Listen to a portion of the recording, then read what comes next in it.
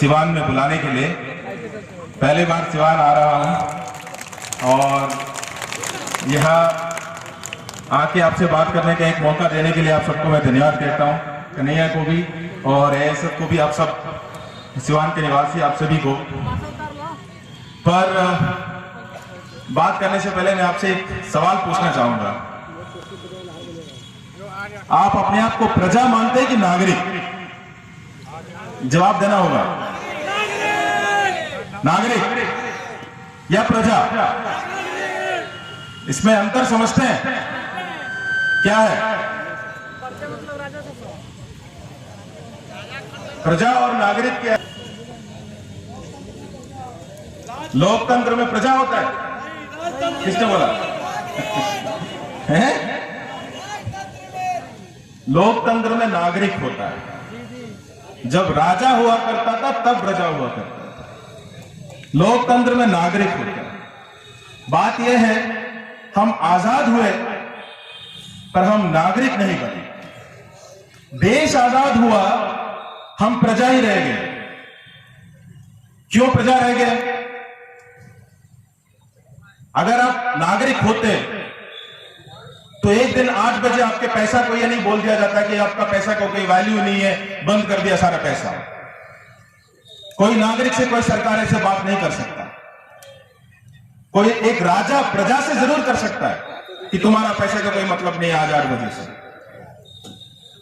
एक पूरा प्रदेश को एक दिन से बंद करने का जो डिसीजन है जम्मू कश्मीर में जो किया, वो एक राजा जरूर कर सकता है। ये सरकार नागरिक के ऊपर, अपनी ही नागरिक के ऊपर नहीं कर सकता। या बोले कि अभी काम सब बंद, घर के अंदर ही रहना है, ना आपको खाना प्रोवाइड किया जाएगा। अभी लॉकडाउन की बात कर रहा हूं कि बोला कि आप ना नौकरी पे जा सकते हैं, ना बाहर निकल सकते हैं, ना अपने घर जा सकते हैं, या फिर आपको खाना भी नहीं देंगे और पानी भी नहीं देंगे। जहां पे आपको रहना है उसी के अंदर रहना है। आप किराया भी कैसे देते हैं? मैं मुंबई से आता हूं, मैंने देखा है वहां से लोग, कितने लोग चल के आते थे, हजार किलोमीटर चल के आ रहे हैं। 21वीं सदी में एक आजाद भारत के नागरिक, क्योंकि उनको नौकरी नहीं मिल रहा है, उनको खाना नहीं मिल रहा है, उनको पानी नहीं मिल रहा है, और सरकार ने उनको वापस घर जाने का सारा तरीका भी बंद कर रखा है, चाहे रेल हो, बस हो, इसलिए वो पैदल चल के आ रहा है। और सिर्फ चल के आ रहे इतना नहीं, हर एक स्टेट का बॉर्डर जब पार करते थे उनके ऊपर पुलिस लाठी भी मारती थी। उनके ही देश में। किसका देश है? आपका ही है ना। आप अपना घर आना चाहते हैं मुंबई से इधर, क्योंकि वहां पे नौकरी बंद कर दिया, तो आना चाहेंगे, ना खाना मिल रहा है बच्चे का, ना स्कूल हो रहा है, कुछ नहीं। और आते हुए इस बात को लेकर आपको पीटा जा रहा है कि आप पैदल क्यों चल रहे हैं। अगर आप नागरिक होते तो चुप नहीं रहते। नागरिक होते तो सवाल जरूर पूछते। हम अपने आप को प्रजा ही मानते हैं आज भी। प्रजा से ज्यादा थोड़ा बेनिफिशियरी मानने लग गया कि मान लो चूल्हा मिल गया है कि नहीं, या सिलेंडर, गैस सिलेंडर मिला है कि नहीं, या टॉयलेट मिला है कि नहीं, सरकार कुछ दे रहे हैं वो मिला है कि नहीं। सिलेंडर मिला, उसके बाद दूसरी बात, भरने के लिए पैसा नहीं है तो उसके भर के दो, ये पूछने के लिए आपको नागरिक होना जरूरी है।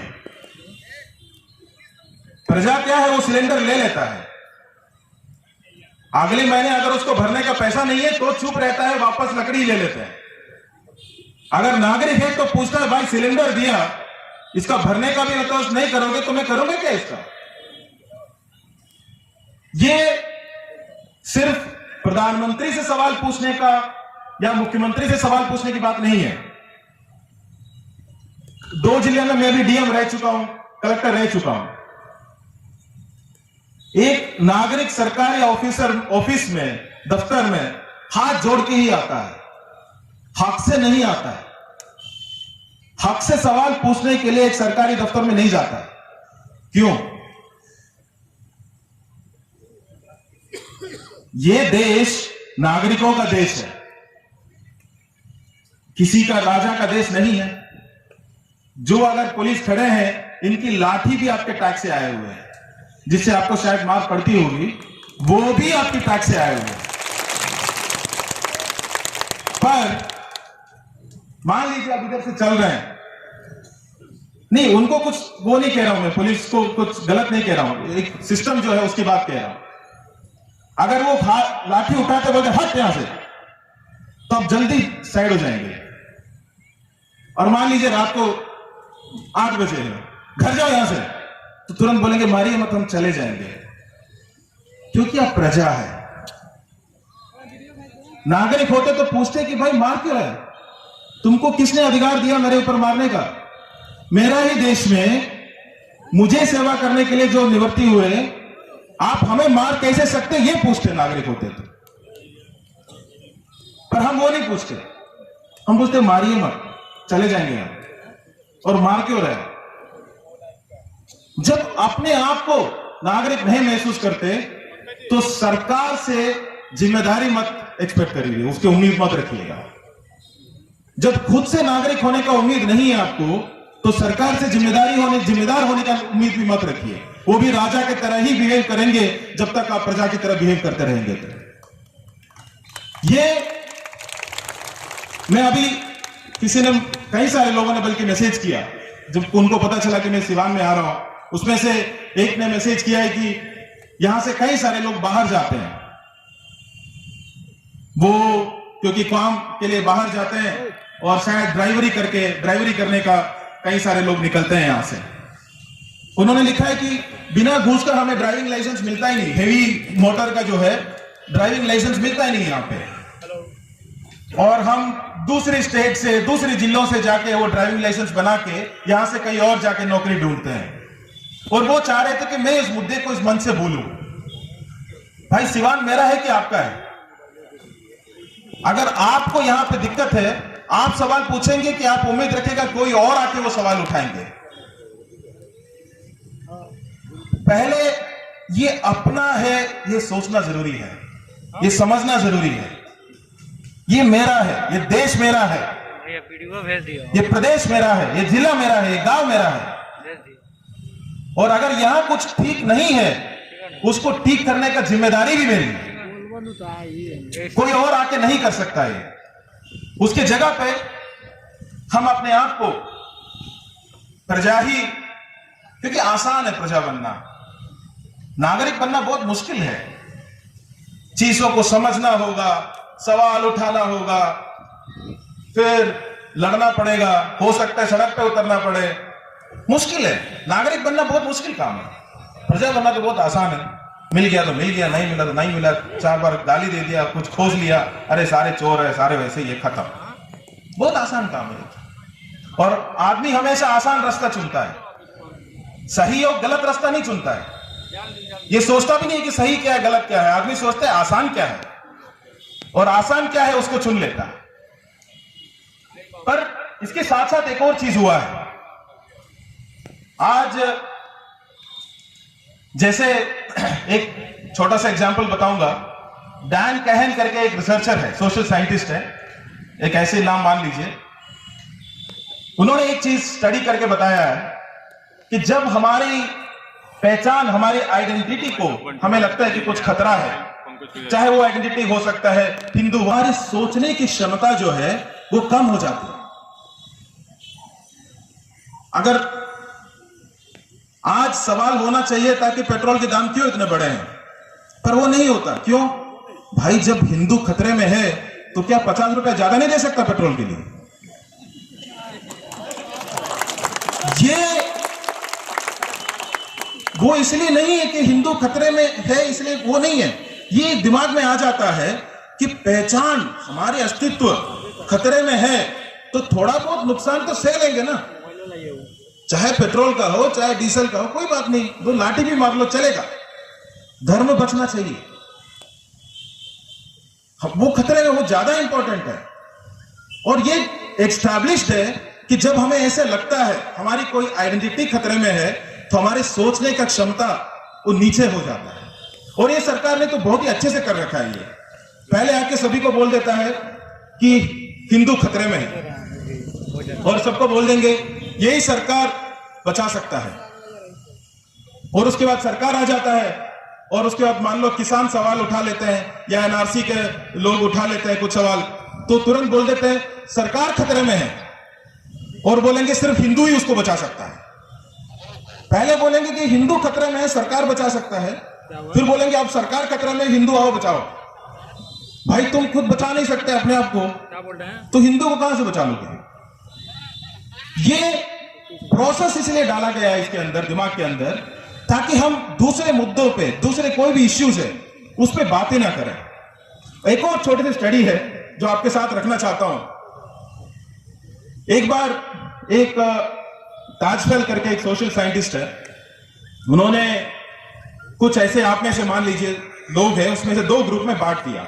ऐसे 2 फोटो दिखाया और बोला कि ये फोटो ये ए ने बनाया, ये फोटो किसी और ने बनाया, जिसको ये फोटो पसंद है इस तरफ आ जाओ, जिसको नहीं वो वाला पसंद है इस तरफ आ जाओ। तो 2 ग्रुप में बट गया। एक ही साथ एक ही जगह के लोग थे, उनमें से कोई धर्म में का ऐसे कोई भेदभाव नहीं था उससे पहले, पर उनको अलग कर दिया फोटो के नाम पे। उसके बाद उन दोनों को पैसे दिए और बोला कि जितना एक्स पैसा आप दूसरे वाले ग्रुप को दोगे उससे दुगने या तिगना आपको मिल जाएगा। ठीक है, आप सामने वाले को अगर दूसरे ग्रुप का कुछ फायदा करोगे तो उसका डबल या ट्रिपल आपको पैसा मिल जाएगा। ये एक्सपेरिमेंट करने के बाद उन्होंने ये यहां तक ये इस पे पहुंचा, वो जो भी तरीका अपना रहे थे अपना फायदा बढ़ाने के लिए नहीं अपना रहे थे, वो तरीका अपना रहे थे कि जो दूसरा ग्रुप है उसका नुकसान कैसे बढ़ाया जाए। इसके बाद होगा, उधर बात कीजिए ना।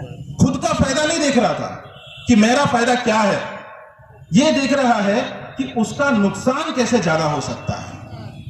हमें जब ग्रुप में बांट दिया जाता है और हमें बताता है देखो आपका हम कुछ फायदा नहीं कर सकते पर उसका नुकसान जरूर कर सकता है, और उसका नुकसान हम कर सकते हैं इसलिए हमें आप पावर में रखिए, ये राजनीति हो गया है। और इसलिए ये हो सकता है क्योंकि कहीं ना कहीं हमारे मन में ये भ्रम डाल दिया गया है कि कुछ खतरे में है, सब कुछ खतरे में है, इसलिए खुद कुछ भी नुकसान हो कोई फर्क नहीं पड़ता, उसके बात नहीं करना चाहिए। खैर, बिहार के धरती में आके मतलब यहां से तो कई प्रेरणा भी मिलते हैं। ऐसे लोग हैं जो इमरजेंसी के दौरान लड़े हैं, और कई बार हमें लगता भी है कि आज क्या हो गया उनको कि जिसके खिलाफ लड़े हैं उन्हीं के उसी तरीके का राजनीति आज करने कैसे लग गए हैं। जी। खैर, वो अपना जो भी है वो करते रहेंगे, पर देश को एक और चीज, आजकल भारत को विश्व गुरु बनना है कि नहीं? हम सबको बनना है। मैं इसको ऐसे समझता हूं, जब हमारी हर स्कूल में एक गुरु ठीक ठाक बन जाएगा ना, तो भारत अपने आप विश्व गुरु बन जाएगा। हम अपने बच्चों को जब गुरु दे पाएंगे स्कूल में, तब विश्व गुरु अपने आप बन जाएंगे। जब भारत के हर नागरिक को भारत में उनकी जगह मिल जाएगी, तो दुनिया में भारत को भी जगह मिल जाएगी जहां उसको चाहिए। पर उससे पहले भारत में हर नागरिक को उसकी जगह भारत में मिलनी चाहिए। वो नहीं मिल रहे हैं। हमें बाहर का कोई चीज को कई तेज कर रहे हैं, जो कि हमें जो सॉल्व करना है वो भीतर है। हमें भारत को आगे लेके जाना है, अपने आप भारत आगे चल जाएगा। भारत के जनता को लेके जाएंगे तो भारत भी आगे बढ़ेगा। ये कई बार फिर आके लगता है कि क्यों जिनको हम कभी ना कभी तो सोचते थे अरे कितने हिम्मत लोग थे जो लड़े थे इमरजेंसी के दौरान इंदिरा गांधी के खिलाफ, जेल जाने के लिए तैयार थे, आज अचानक वही राजनीति क्यों कर रहे हैं?